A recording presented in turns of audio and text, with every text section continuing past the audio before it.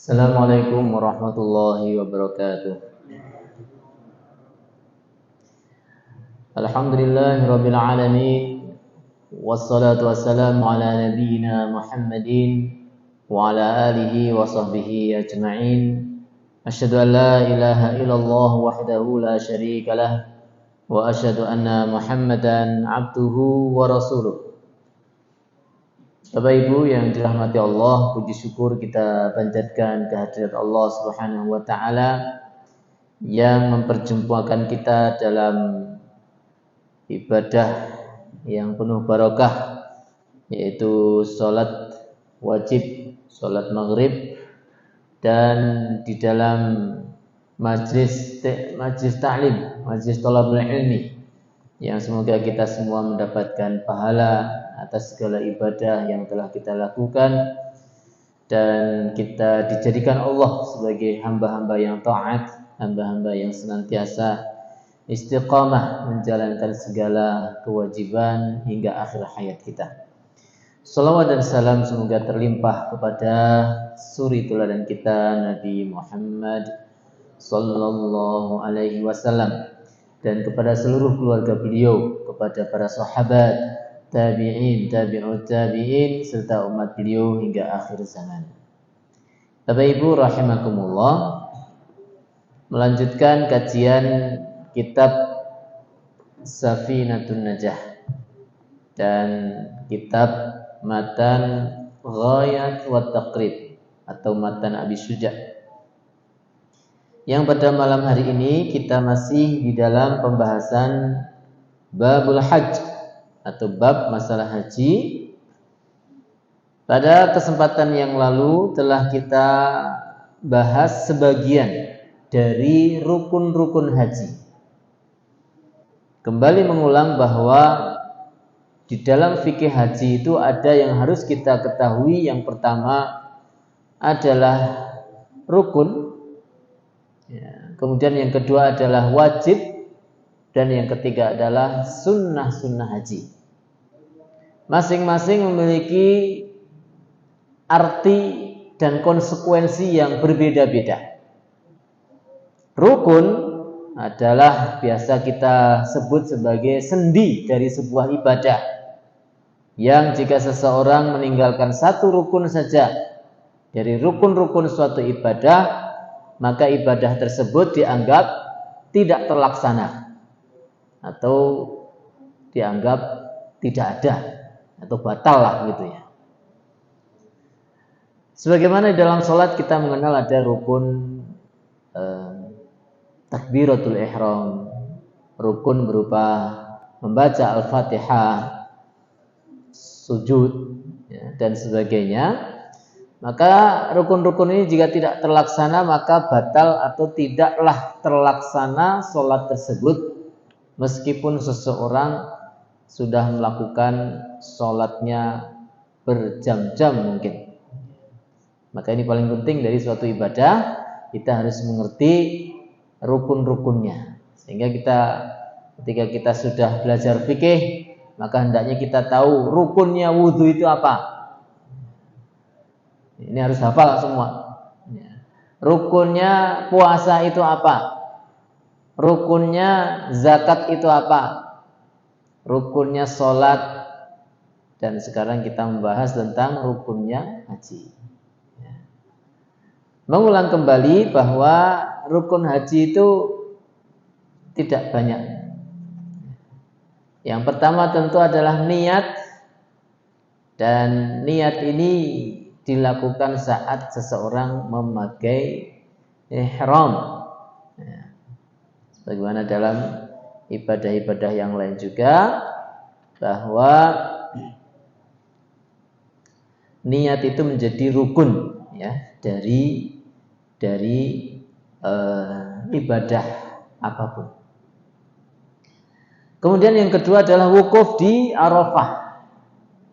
Kemarin sudah kita sampaikan bahwa inti rukun dari berbagai rukun haji ya wukuf di Arafah, yaitu seseorang hadir di sebuah tempat yang ditunjuk oleh Rasulullah SAW di Mekah sana namanya adalah Padang Arafah.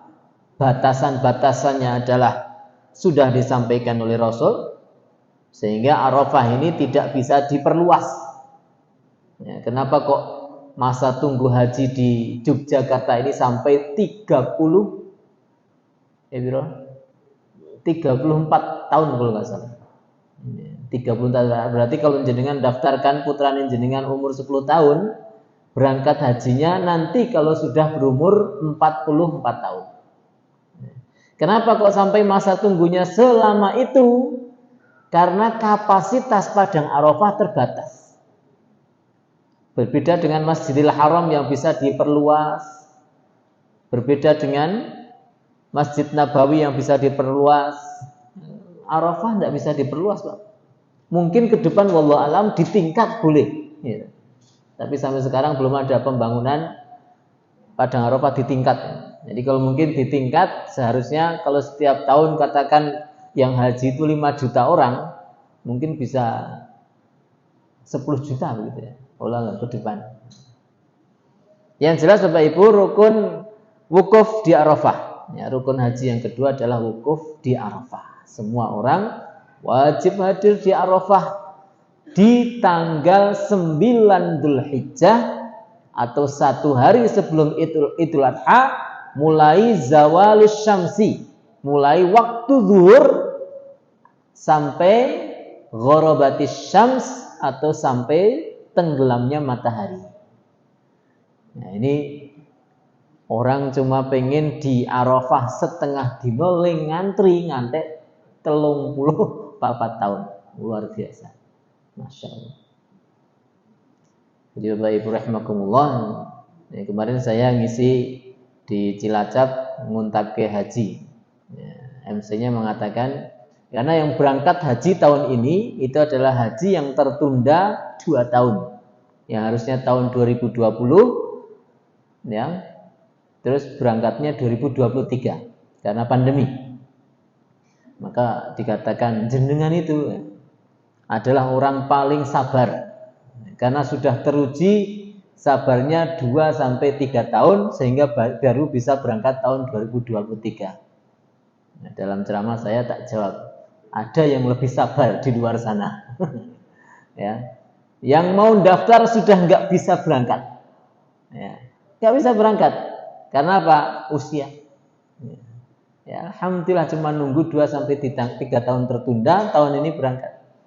Tapi berapa kaum muslimin duit ada, ya mungkin badan fisik juga masih sehat, masih kuat, tapi kalau mau daftar tahun ini ya secara hitungan itu tidak akan bisa berangkat karena masa tunggunya yang.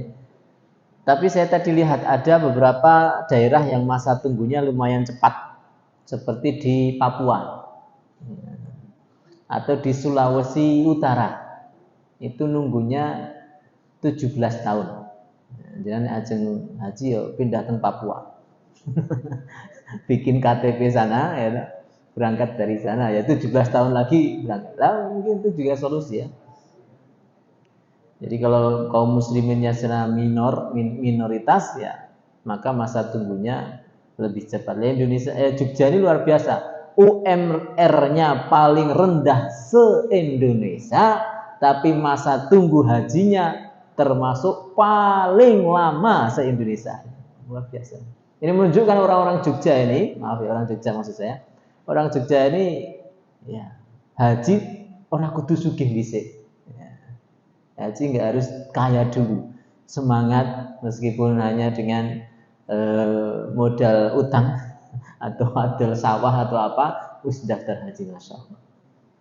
Bapak Ibu rahimakumullah, ini wukuf di Arafah, yaitu dari waktu zuhur tanggal 9 Dzulhijjah sampai tenggelamnya matahari. Kemudian rukun yang berikutnya adalah as-sa'yu bainas Safa wal Marwah. Sa'i antara maaf sebelumnya saya kelempatan.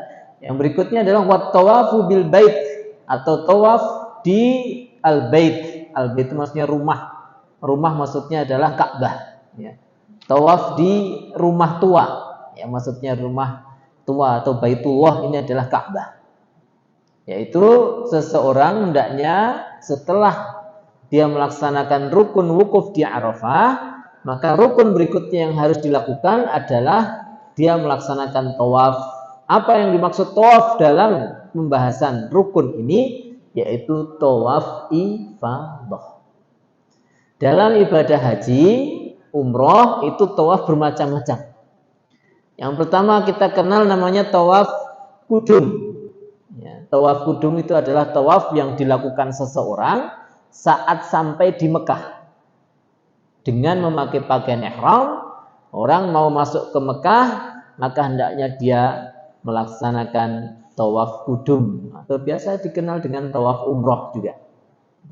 Jadi jenengan mau haji atau jenengan mau umroh sampai di Ka'bah atau sampai di Mekah tidak boleh beraktivitas lain kecuali melaksanakan tawaf kudum.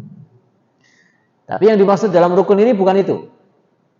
Kemudian ada yang dikenal dengan tawaf apalagi tawaf wada. Tawaf wada adalah tawaf yang dilakukan seseorang ketika sudah berniat meninggalkan Mekah. Wis mau pulang ke rumahnya atau dia pulang ke negara lain, mungkin dia mau mampir ke Turki, mau ke Mesir, kemana, dia meninggalkan Mekah, hendaknya dia melaksanakan tawaf wada.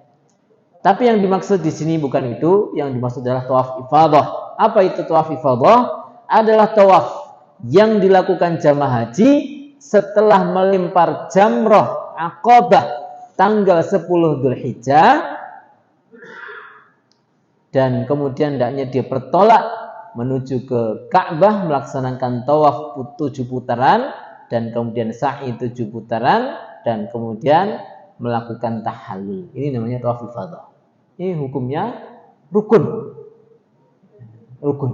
Artinya seorang wajib melaksanakan tawaf ini. Caranya yaitu memulai putaran dari pojok Hajar Aswad sampai berakhir ke pojok Hajar Aswad sebanyak 7 kali. Semua tawaf seperti itu. Dalam keadaan suci, artinya dalam keadaan sudah berwudu sebelumnya. Bacaannya apa? Bebas. Kecuali pojok Yamani sampai pojok Hajar Aswad membaca doa Rabbana atina fid dunya hasanah wa fil akhirati hasanah wa qina adzabannar. Maka sering disampaikan Bapak Ibu, doa paling afdal dari segala doa adalah doa sapu jagat. Sebenarnya yang namai sapu jagat ini wong Jawa gitu. Jangan kalau ke orang Arab tidak tahu itu mau sapu jagat apa Mas. Enggak tahu mereka. Tapi ini wallah alam, ini meskipun namanya itu dari orang Jawa, mungkin dari bahasa dari para wali atau siapa. Itu maknanya luar biasa. Doa sapu jagat.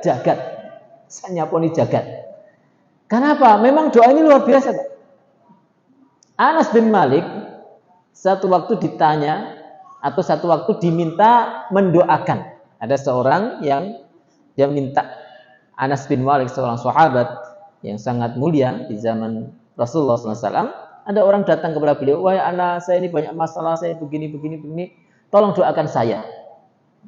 Maka beliau mendoakan, Allahumma ighfir lahu, Allahumma rahamhu, Allahumma rabbana atina fid dunya hasanah wa fil akhirati hasanah wa qina adzabannar. Orang ini kemudian dongane namung niku tambah malih. Jadi beliau ini dongane kok kursi sithik temen gitu kan. Aku ya hafal gitu ya mungkin ya. Aku nek ngene dongane apa? Kemudian tolong Anas tambah lagi doanya, bukan cuma itu. Maka dia kemudian mendoakan lagi, Allahumma ighfir lahu warhamhu, Allahumma rabbana atina fid dunya hasanah wa fil akhirati hasanah wa qina adzabannar. Dan dia mengatakan seandainya dengan doa ini maka seluruh apa yang ada di muka lebih baik. Semua doa apapun itu kalah daripada doa ini. Semua kebaikan-kebaikan dunia sudah masuk ke dalam doa ini. Demikian juga kebaikan-kebaikan akhirat. Umar bin Khattab radhiyallahu anhu sampai beliau ketika tawaf, itu disebutkan beliau itu ketika tawaf beliau dungane mung setunggal niki. Jadi kalau doa khususnya kan dari pojok Yamani sampai pojok Hajar Aswad, itu pojok Ka'bah ya. Ka'bah itu ada 4 pojok ya, ada 4 pojokan ya. Pojok Hajar Aswad, pojok Syami, kemudian pojok Yamani. Itu harusnya cuma dari Yamani sampai Hajar Aswad Rabbana atinanya. Tapi Umar bin Khattab membaca doa itu terus menerus, Rabbana atina fid dunya hasanah. Bukan berarti Umar bin Khattab enggak hafal doa yang lain. Ya, beliau orang Arab, beliau seorang sahabat yang mulia, beliau mertuanya Rasulullah, sekurang apa. Tapi beliau tahu bahwa doa ini sangat hebat maknanya. Bagaimana juga disebutkan di dalam Al-Qur'an, Allah Subhanahu wa taala juga menyebutkan doa ini. Wa minhum may yaqulu rabbana, atau dari ayat sebelumnya, wa minan nasi may yaqulu rabbana atina fid dunya wa ma lahu fil akhirati min khalaq wa minhum may yaqulu rabbana atina fid dunya hasanah wa fil akhirati hasanah wa qina adzabannar. Ayat ini turun kepada orang-orang musyrikin yang melakukan haji. Ketika haji mereka kemudian berdoa kepada Allah segala doa-doa yang terkait masalah duniawi. Maka Allah menyebutkan wa minan nas, di antara manusia may yaqul, ada yang bilang, ada yang berdoa, Rabbana atina fid dunya, ya Allah kami mohon kebaikan, kami mohon nikmat-nikmat dunia. Wa ma lahu fil akhirati khalaq, Allah min khalaq. Allah mengatakan mereka di akhirat enggak dapat apa-apa. Jadi yang diminta itu hanya duniawi saja. Ya Allah minta rezeki, ya Allah minta sehat, ya Allah minta rumah, ya Allah minta mobil, ya Allah minta istri cantik, ya Allah minta keturunan, ya Allah minta ini dan itu, dunia. Ini orang-orang musyrikin. Maka Allah SWT kemudian menyebutkan di ayat berikutnya apa yang terjadi pada orang-orang muslimin, orang-orang mukminin ketika mereka beribadah haji, tentunya maksudnya mereka disebutkan Allah wa minhum may yaqulu rabbana atina fid dunya hasanah wa fil akhirati hasanah wa qina adzabannar. Di antara mereka ada yang berdoa, ya Rabb kami berikanlah kami kebaikan dunia, kebaikan akhirat, dan jagalah kami dari api neraka. Jadi nek wong Islam niku ndongone ora kur donya. Akhirat juga diminta, Pak. Tapi bukan berarti kemudian minta dunia itu enggak boleh. Tapi juga jangan lupa dengan kebaikan-kebaikan akhirat. Kebaikan akhirat itu apa? Ya, kebaikan akhirat itu misalnya ditutupnya aib-aib kita nanti. Kemudian dikumpulkannya kita bersama dengan orang-orang yang kita cintai, dengan orang tua kita, dengan anak-anak kita. Lewatnya atau selamatnya kita dari sirat. Lewatnya kita dari hisab Allah. Mendapat syafaat Rasulullah, masuk al-haud, telaganya Rasulullah, mendapatkan kemuliaan bersama dengan para nabi, orang-orang saleh. Kemuliaan-kemuliaan akhirat harus minta sama Allah. Ya Allah, izinkanlah atau berikanlah kepada kami nikmat bisa melihat wajahmu, kebaikan akhirat. Ya, di antara nikmat di akhirat itu seorang muslim akan diperlihatkan wajahnya Allah Subhanahu wa taala, dan ini nikmat paling besar melebihi dari nikmat-nikmat surga. Demikian juga waqina adzaban, dan juga tentu kebaikan akhirat yang paling penting juga kita mendapatkan ridwanullah, ridhonya Allah, dan dimasukkan ke dalam surga. Waqina adzabannar, dan dijauhkan dari api neraka. Yang dimaksudkan dijauhkan dari api neraka ditafsirkan oleh para ulama adalah kita dijauhkan dari segala kemaksiatan yang menghantarkan kepada api neraka. Bapak Ibu Estu, niki donga simpel ning maknane ageng. Jenengan harus rutinkan. Karena disebut di dalam Al-Qur'an, dirutunkan oleh Rasulullah SAW, bahkan menjadi doa khusus ketika tawaf. Sehingga maksudnya waqina adzabannar itu kita minta petunjuk kepada Allah supaya kita ini dijauhkan dari segala hal-hal yang menghantarkan kepada neraka. Dari mata kita supaya memandang hal-hal yang halal, hal-hal yang manfaat.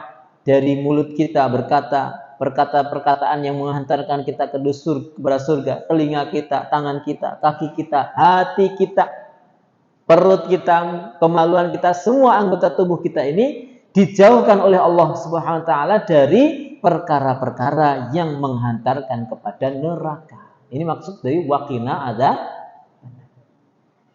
adzabannar.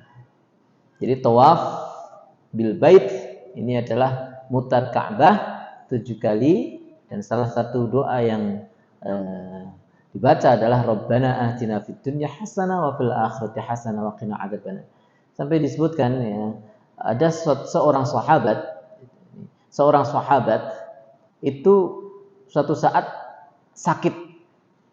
Kemudian Rasulullah SAW menjenguk beliau, dan disebutkan sakitnya ini sakit parah, sampai benar-benar sangat kering, sangat benar-benar parah sakitnya.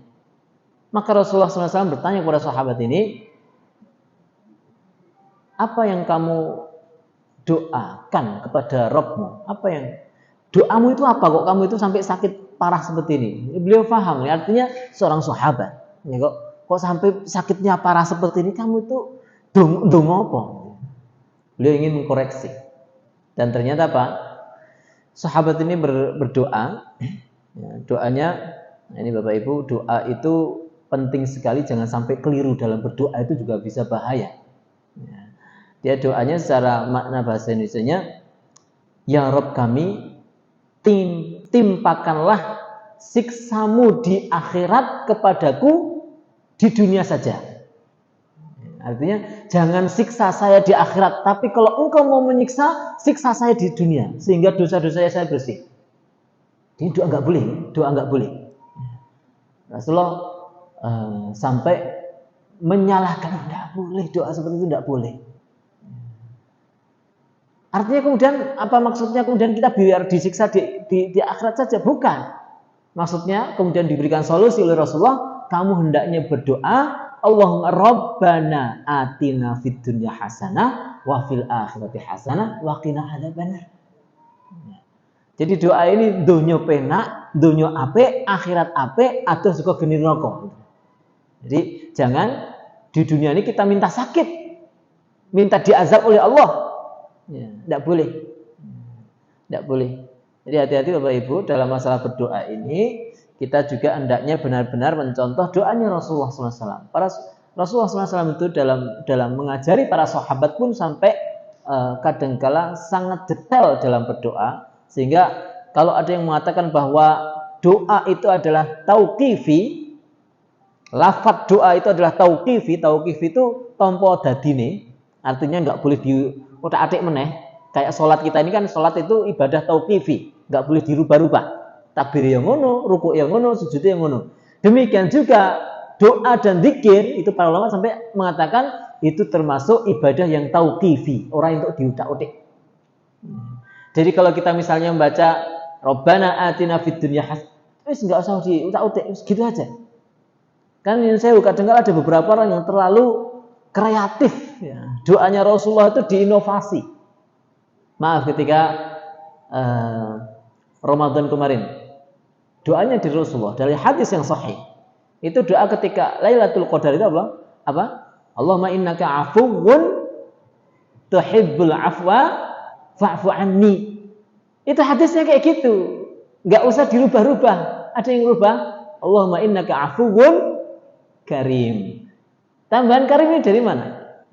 Loh kan artinya bagus, Ustaz. Bagus, tapi doa, ya, zikir yang berasal dari Rasulullah itu jangan diutak-utik. Itu tauqifi. Sebagaimana jenengan ketika mau sholat, takbir dulu, Allahu Akbar. Apa boleh kemudian ditambahi Allahu Akbar walillahil hamd? Itu cakep. Tidak boleh, karena itu adalah lafaz yang tauqifi. Maka jemaah yang dirahmati Allah SWT, demikian juga dalam doa. Tapi kalau doa dengan bahasa kita boleh nggak? Boleh saja. Tapi bukan dengan merubah-rubah doa yang dari Rasulullah SAW. Meskipun sekali lagi bahwa doa yang berasal dari Quran dan hadis itu lebih utama daripada doa buatan kita. Dalilnya para sahabat mereka itu bisa berbahasa Arab lancar. Cah cilik pinter bahasa Arab. Orang Arab, cah cilik pinter bahasa Arab, ya wong Arab. Tapi nggak ada ceritanya para sahabat mereka membuatkan doa untuk kita. Mana doa dari Umar bin Khattab, Abu Bakar, Utsman, doa dari Umar? Tidak ada. Mereka datang kepada Rasulullah minta doa. Datang kepada Rasulullah sehingga Rasulullah mengajari doa-doa. Padahal mereka bisa aja berdoa langsung. Doa, mereka bahasa Arab. Maka kadang-kadang mengherankan beberapa orang yang justru suka mengandalkan doa-doa, maaf ya, dari beberapa kiai dibuatkan doa ini dan itu. Loh, kenapa? Rasulullah SAW sudah banyak sekali doanya. Angel ngapal kayak cukup Rabbana atina fid dunya hasanah. Itu sudah semuanya. Wa fil akhirati hasanah wa qina adzabannar. Diniatkan untuk bebas hutang, diniatkan untuk supaya dapat anak soleh, istri yang solehah, suami yang soleh, diniatkan supaya sehat, diniatkan supaya dapat rezeki yang halal. Semua bisa. Rabbana atina fid dunya hasanah. Hasanah itu kan maknanya baik, baik apapun. Ya. Supaya rezekinya lancar, supaya tidak ada masalah dengan tetangga, supaya kita bisa mendidik anak, supaya diberikan kenyamanan di jalan, keamanan di jalan, semua bisa. Pun buatan saya bingung, dongo nopo, kadang-kadang kan banyak datang ke kita, Ustaz tolong doakan saya, buatkan doa supaya lunas hutang saya. Kalau tuliskin jenengan mboten ngertos artine, ya sami mawon, nggih. Dan bahkan disebutkan ya Rasulullah itu sampai mengatakan Allah SWT itu tidak mengabulkan doa seseorang yang hatinya lalai. Lalai itu maksudnya ya orang ngerti sing didongake napa gitu. Jadi apa maknanya kita membaca zikir doa panjang tapi kita tidak tahu maknanya. Nah, lebih baik kita membaca doa yang dari Rasul saja sudah cukup. Diulang-ulang berkali-kali Rabbana atina boleh. Kemudian Bapak Ibu yang rahmati Allah, setelah tawaf adalah sa'i antara Safa dan Marwah. Ini adalah rukun rukun dari rukun haji. Ya, setelah tawaf adalah rukun berikutnya adalah sa'i di antara Safa dan Marwah. Sa'i itu adalah berjalan tidak terlalu pelan, tidak terlalu cepat. Ya, sa'yu. Ya, tidak boleh juga berlari. Ya, kalau lari itu al-jaryu, lari.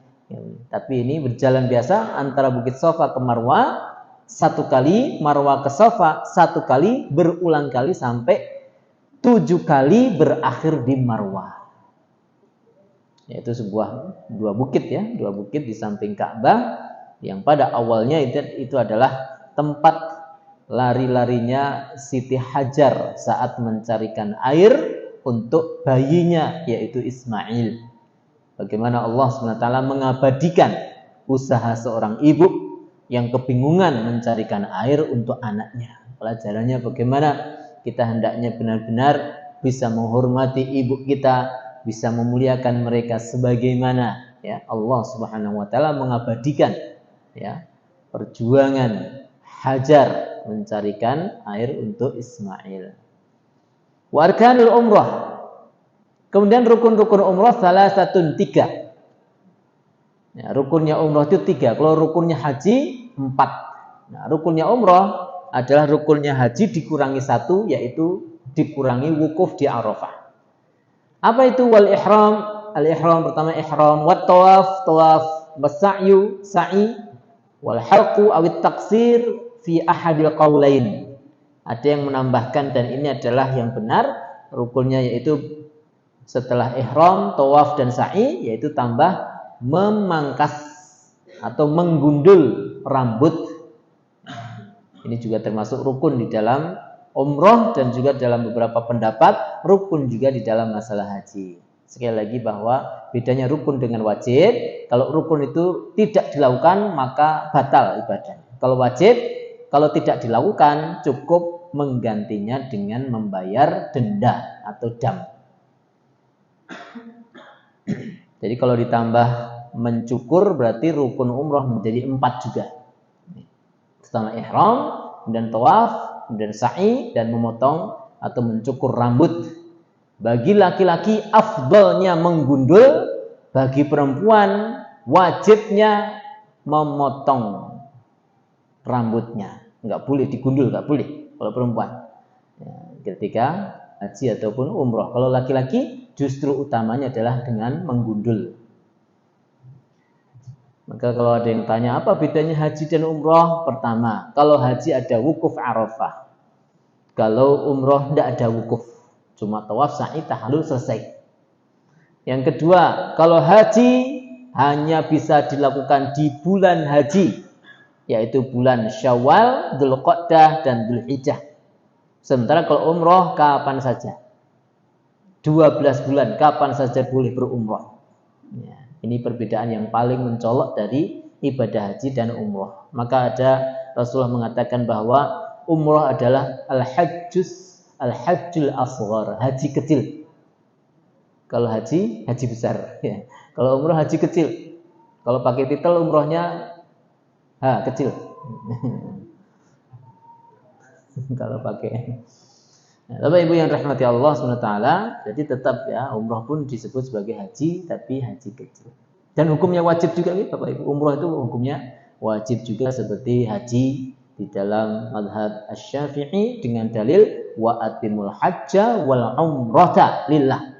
Ya, disandingkan dan sempurnakanlah haji dan umroh karena Allah. Allah menjajarkan sini haji dan umroh dan itu sebuah perintah. Maka para ulama mengatakan umroh pun hukumnya wajib seperti haji. Cuma dia bukan rukun dari rukun Islam.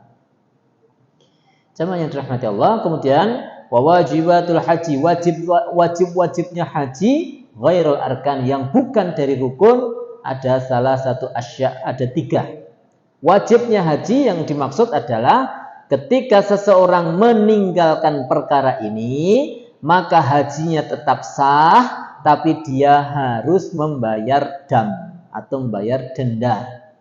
Dendanya itu berupa ya, pertama menyembelih kambing, atau yang kedua memberi makan 6 orang miskin, atau berpuasa 3 hari bagi orang yang tidak punya duit atau orang miskin.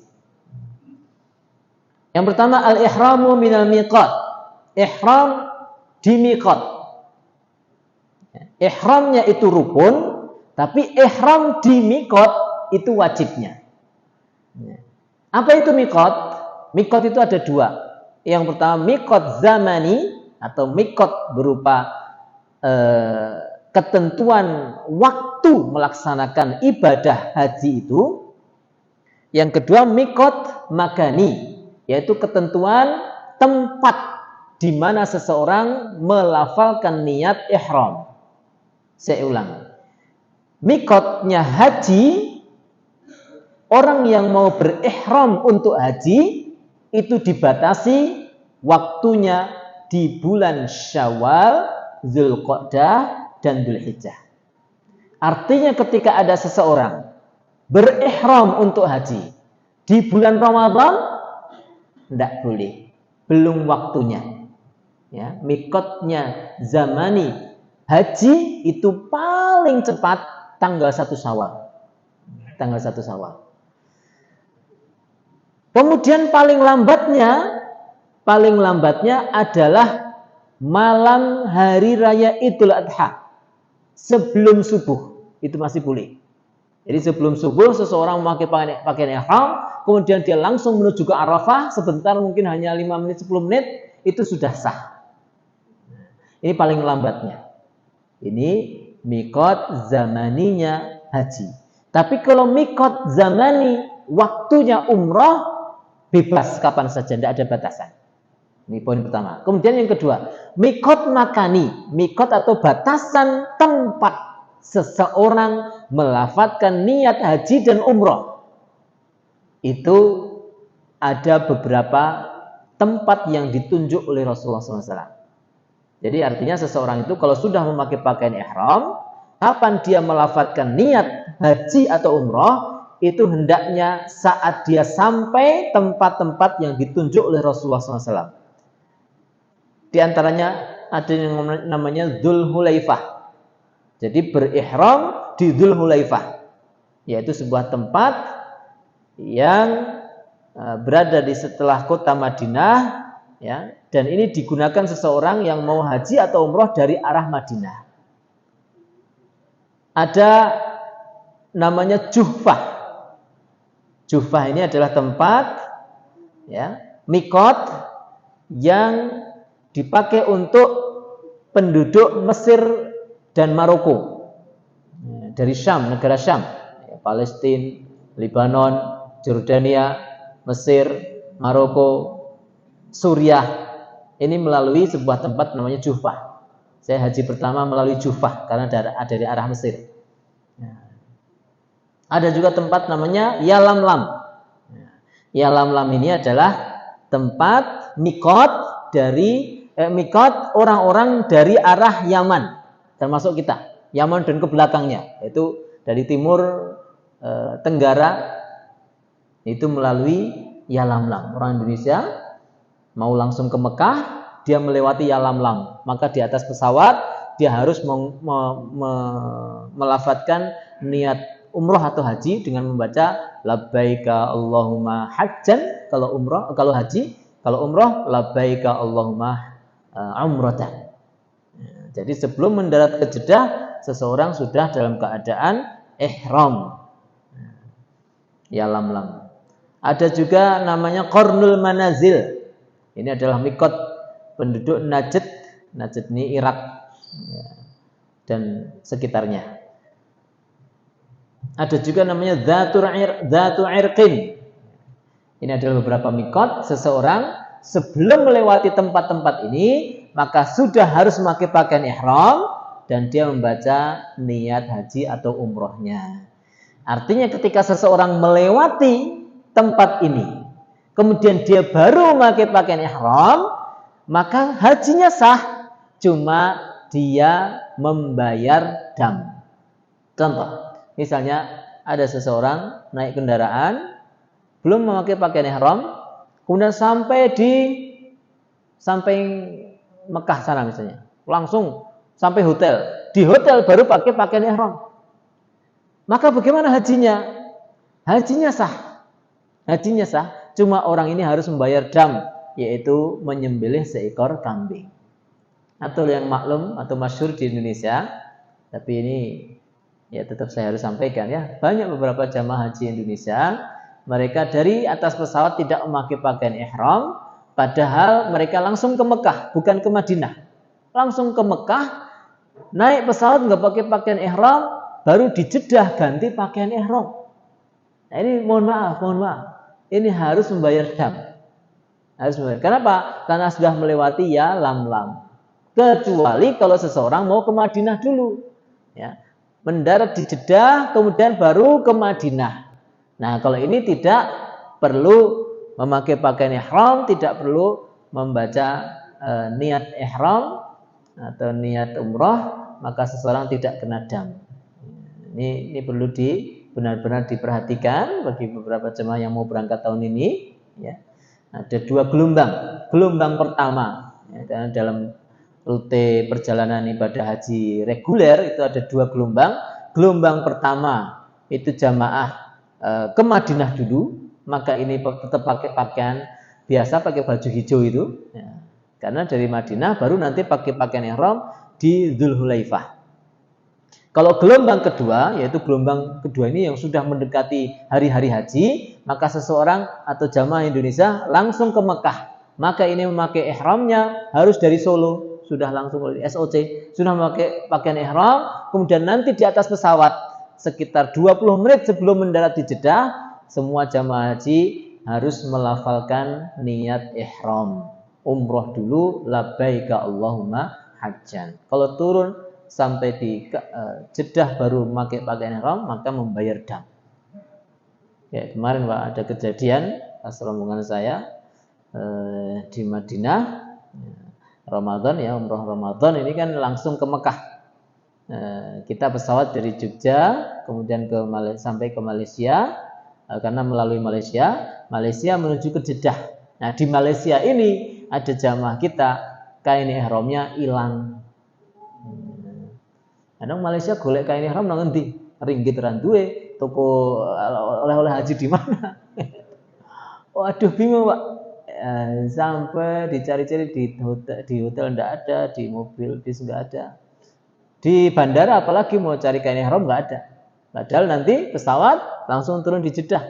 Apalagi di dalam pesawat, sapa sing dodol kain ihram wong jalan pesawat tidak ada. Maka alhamdulillah setelah mencari-cari dapat Pak, karena orang tua. Alhamdulillah. Tapi saya sudah sampaikan, nggak usah khawatir Bu, nggak usah khawatir Pak. Kalau sampai benar-benar tidak ada kain ihramnya, nanti jenengan bayar dam, nggak masalah. Kemudian dijedah nanti kita cari kain ihram, tapi jenengan bayar dam. Karena memakai pakaian mujahid itu adalah larangan dari ibadah haji dan umrah. Bayar dam itu bukan sesuatu kekeliruan, seandainya benar-benar seorang terpaksa. Ya, kayak misalnya setelah memakai pakaian ihram itu tidak boleh memotong rambut. Tapi di zaman sahabat, zaman Rasulullah ada seorang sahabat naik unta jatuh. Kemudian berdarah kepalanya, harus dijahit. Cara jahitnya harus dicukur dulu. Maka ya dia dicukur, rambutnya dicukur, tetap memakai pakaian ihram, tetap melanjutkan umrohnya, dia tidak berdosa karena memang tidak sengaja. Dia hanya membayar dam saja, tetap harus membayar dam, ya. Baru kemudian dia melanjutkan ibadahnya. Jadi sengaja tidak sengaja atau dalam hal ini seseorang itu sakit atau sehat, kalau sampai dia terlanggar rukun atau wajib haji, wajib haji, maka dia tetap harus membayar damnya. Bapak Ibu rahimakumullah, ini adalah wajib haji. Kemudian yang berikutnya saya selesaikan, waramyul jimari tsalas. Wajib haji yang berikutnya adalah melempar jamrah yang 3. Ya, yaitu jamrah sughra, wusta dan kubra. Yang melempar jamrah ini pada tanggal 10, 11, 12 dan 13. Melemparnya dengan kerikil dan harus 7 kali lemparan. Kalau 7 kerikil dilemparkan sekali, maka hitungannya baru sekali. Ya, lanjut pitu ben cepet langsung diuntal ke kabeh. Enggak, ya itu harus satu-satu. Allahu Akbar. Allahu Akbar. Allahu Akbar sampai 7 kali. Kalau cuma 1 kerikil terus dilemparkan 7 kali, ya boleh saja. Allahu Akbar melayu juga kerikil meneh. Allahu Akbar melayu juga boleh 7 kali. Yang penting 7 kali lemparan dan tidak boleh diganti dengan selain kerikil. Kalau ada orang melemparkan dengan kertas atau dengan kelambi, apalagi ngoncal ke bojone atau melemparkan kotorannya kan disebut ini mangkel ngoncal ke enggak boleh. Jadi harus benar dengan batu. Nah, itu juga. Ini termasuk wajib haji. Kemudian yang terakhir adalah halqu. Artinya wajib itu harus dilakukan. Kalau tidak bisa melakukan sendiri, boleh dibadalkan orang lain. Titip ke temannya, saya nggak bisa jalan dari tenda ke tempat jamrah, tolong dilemparkan. Nah, ini yang melemparkan untuk dirinya sendiri, selesai, baru melemparkan untuk temannya yang titip tadi. Wal halqu, dan yang terakhir adalah potong atau potong rambut bagi laki-laki dan digundul dan memendekkan bagi wanita. Demikian Bapak Ibu, masih banyak yang perlu kita bahas, semoga ada manfaatnya. Semoga Allah SWT menerima ibadah kita dan Allah mudahkan kita untuk berkunjung ke tanah suci Makkah Al-Mukarramah untuk menunaikan ibadah haji dan umrah. Amin ya rabbal alamin. Sallallahu ala nabiyina Muhammadin wa ala alihi wa sahbihi ajma'in. Assalamualaikum warahmatullahi wabarakatuh.